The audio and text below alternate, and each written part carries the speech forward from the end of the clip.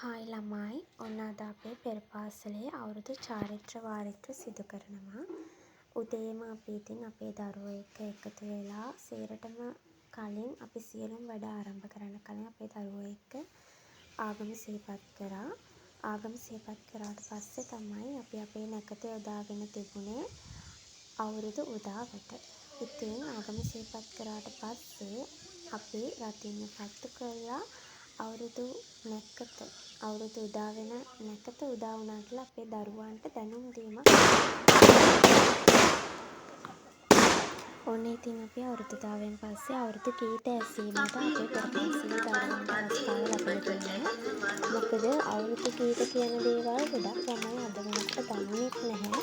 ඉතින් අපි අපේ පෙර පාසලේ දරුවන්ට අවුරුදු ගීත රස විඳින්නට අවස්ථාව ලබා දුන්නා.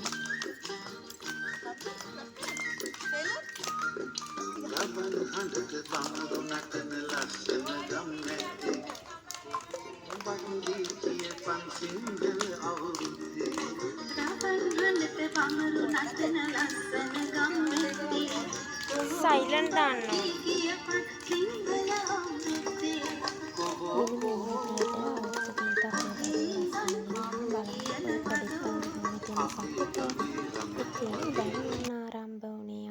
කිරි ඉතිරවීමේ චාරිත්‍රය සිද්ධ කරන්න නැකත තමයි ඔන්න දැන් ආරම්භ වෙන්නේ.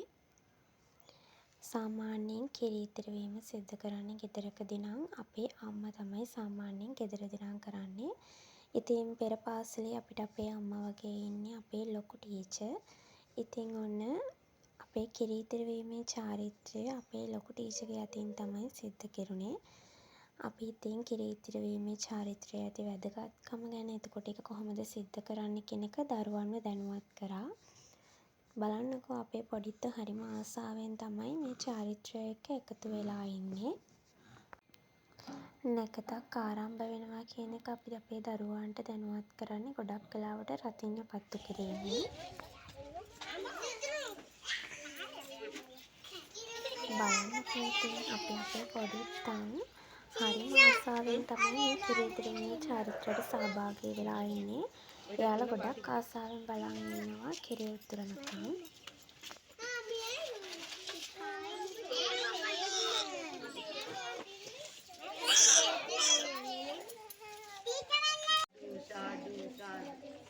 साधु साधु साधु साधु साधु साधु साधु साधु මොකද අලුත් ඉතින් ගොඩාක් අලුරක් නැතුව අපිට කපේ නැත්නම් අපුල් කැල කරේ ඉන්න පද්දේ ඩායි බැස්ස තයම ඉලෝෙන්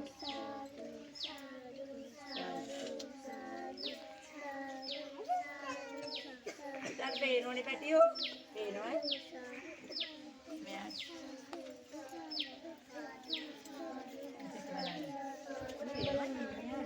පස්සටම වෙලා ඉන්න අම්මා ඉස්සරහේ පස්සට දාලා ගෙනවා මෙයා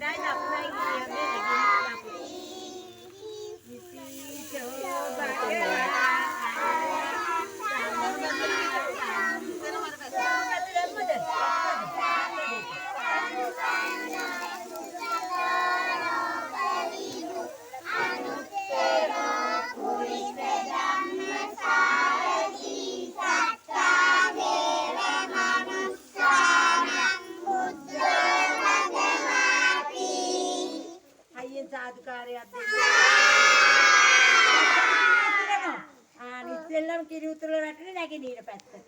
ඊළඟට දකුණටත් යන ඊට පස්සේ හැම පැත්තෙම වැටුණා නේ. හැබැයි මේ පැත්තට වැටුනේ නැති.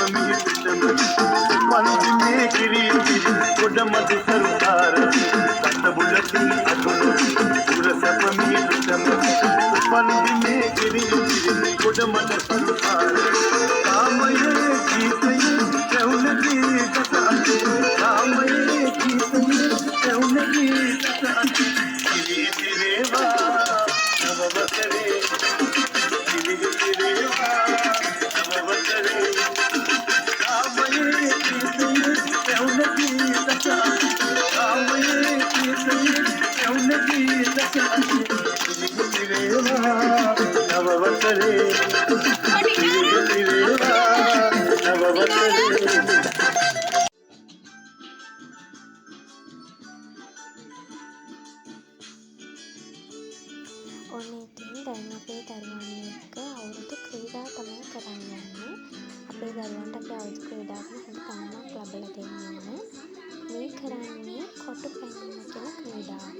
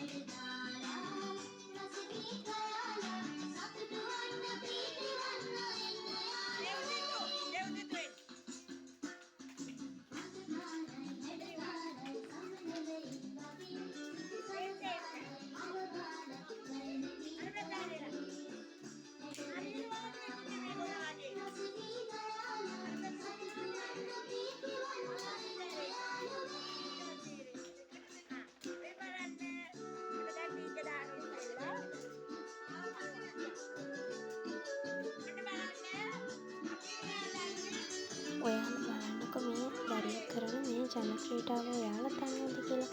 සමහර විට ඔයාලත් දන්නේ නැතුව මේ කරන්නේ පංච දැනීම.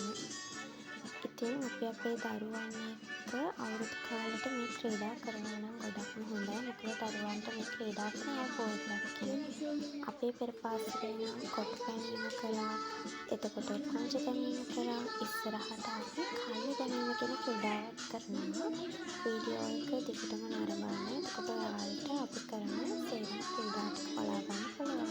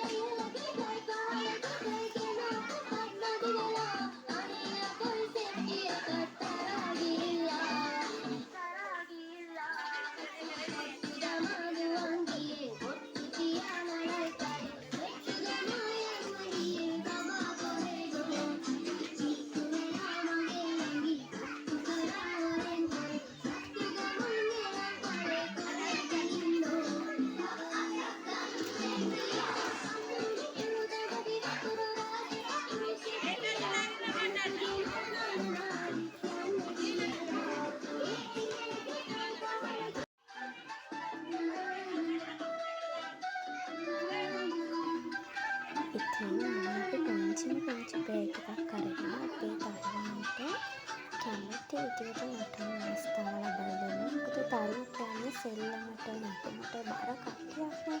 එයාලා ගොඩක් ආසයි විනෝදයෙන් කාලය ගත කරන්න. ඉතින් ඔන්න අපි එයාලට චූටි බ්‍රේක් එකක් දුන්නා. එයාලට කැමති විදියට ඩාන්ස් කරන්න එයාලගේ යාළුවොත් එක්ක.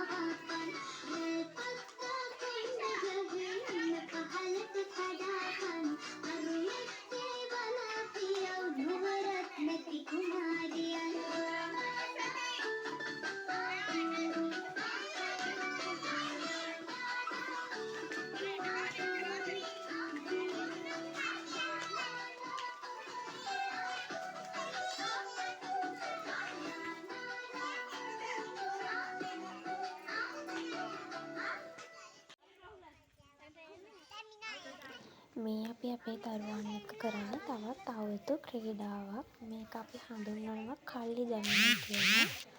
ඉතින් අපේ දරුවන් මේ ක්‍රීඩාව තමයි කරේ. අපි අපේ දරුවන්ට අවුරුදු කාලෙට ගොඩක් දේවල් උගන්වනවා. අවුරුදු ක්‍රීඩා, අවුරුදු ජනගී, අවුරුද්දට කරන චාරිත්‍ර වාරිත්‍ර.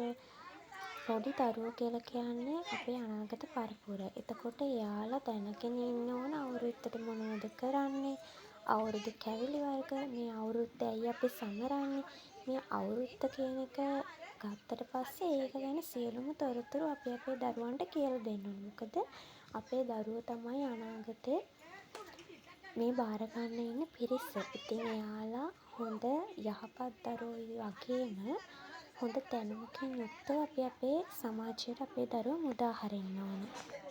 ඔන්න බලන්නකෝ දැන් අපේ පෙර පාසලට ආරම්භ වෙලා තියෙන්නේ වැඩ ඇල්ලීමේ නැකත. දරුවන් නම් වැඩ ඇල්ලීමේ නැකතට කරන්න ඕන ඉගෙනීම කටයුතු සම්බන්ධ දෙයක්. ඉතින් අපි අපේ පෙර පාසලේ දරුවන්ට ඉගෙනීමට අදාළ කටයුත්තක් තමයි දුන්නේ. බලන්නකෝ ඉතින් අපේ දරුවෝ වැඩ ඇල්ලීමේ චාරිත්‍රයට කරන වැඩේ මොකක්ද කියලා. මෙතන ලොකු පැත්ත බබාලා සහ පොඩි පැත්ත බබාලා දෙකෝලම ඉන්නවා. ඉතින් බලන්නකෝ අපේ දරුවෝ හරිම ආසාවෙන් නැකතට අනුව වැඩ අල්ලන්න සිද්ධ කරන විදිය.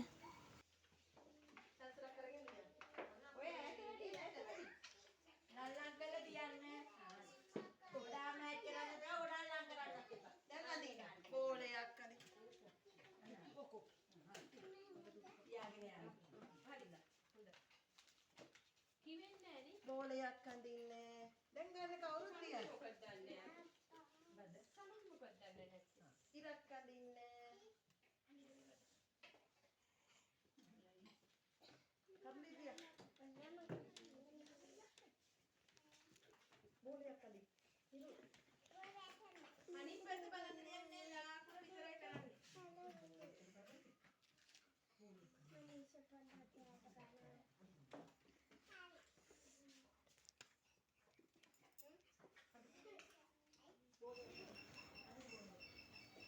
ඔන්න ඉතින් වැඩ ඇල්ලීමේ චාරිත්‍රය අවසන් වෙනවත් එක්කම උදා වෙන්නේ ආහාර අනුභව කිරීමේ නැකත.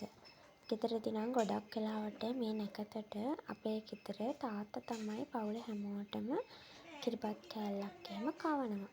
ඉතින් අපේ පෙර පාසලේ වැඩිමල්ලයා වෙන්නේ අපේ ලොකු ටීචර්. ඉතින් ලොකු ටීචර් ඔන්න සියලුම දරුවන්ට මෙන්න මේ විදියට ආහාර අනුභව කිරීමේ නැකතට අනුව මෙන්න මේ විදියට කිරිබත් කෑල්ලක් කවාගෙන යනවා. ඔන්න ඉතින් ඔන්න ඔය විදියට කිරිබත් කෑල්ලක් කවාගෙන යනවා. මේ තියෙන්නේ අපේ පෙර පාසලේ අවුරුදු කෑම මේසය. කැවුම්, කොකිස්, කිරිබත්, කේක්, කෙසෙල් විවිධ ආහාර වලින් අපේ අවුරුදු කෑම මේසය රසවත් වුණා.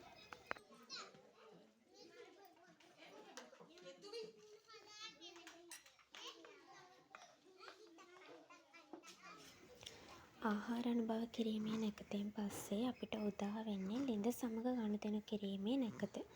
අතීතයේ ඉඳන් දන්නවා අපි පොඩි බෙහෙත් ද්‍රව්‍ය හාල් ඔය වගේ චූටි චූටි බෙහෙත් ද්‍රව්‍ය වගේ දාලා බෙහෙත් පොට්ටනියක් හදනවා.